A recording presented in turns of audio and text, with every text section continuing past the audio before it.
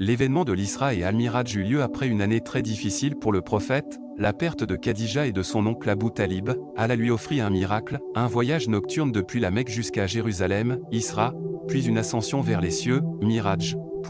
Hadith rapporté par Al-Bukhari, Muslim, et d'autres, il monta de ciel en ciel, rencontrant les prophètes, Adam, Issa, Moussa, Ibrahim, le premier regard sur le paradis, arrivé au 7e ciel, le prophète atteint le Sidra al-Muntaha, un arbre gigantesque aux feuilles immenses et aux fruits splendides, ce que l'œil n'a jamais vu, ce que l'oreille n'a jamais entendu. Ensuite, il vit Al-Jannah.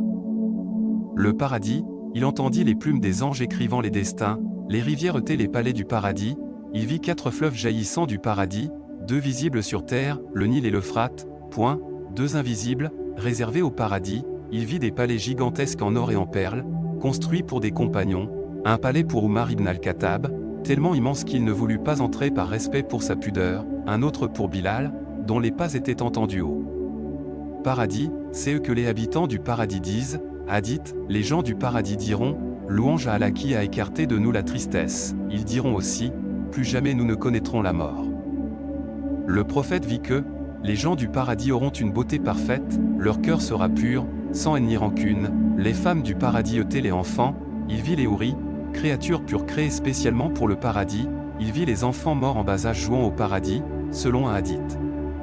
Il vit Ibrahim assis avec les enfants du croyant, les protégeant, le plus grand plaisir, voir Allah, le plus grand bonheur des habitants du paradis n'est ni les palais, ni les rivières, ni les houris, c'est la vision d'Allah, le prophète a dit, ils verront leur Seigneur comme vous voyez la pleine lune, sans difficulté.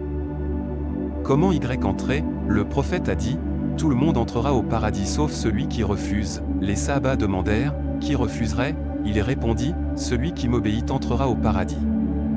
Celui qui me désobéit m'aura refusé, les clés du paradis, la foi sincère, Tawhid, la prière, le bon comportement, le repentir, le prophète a vu le paradis, il en est revenu pour nous avertir, nous motiver, nous guider, le paradis est réel.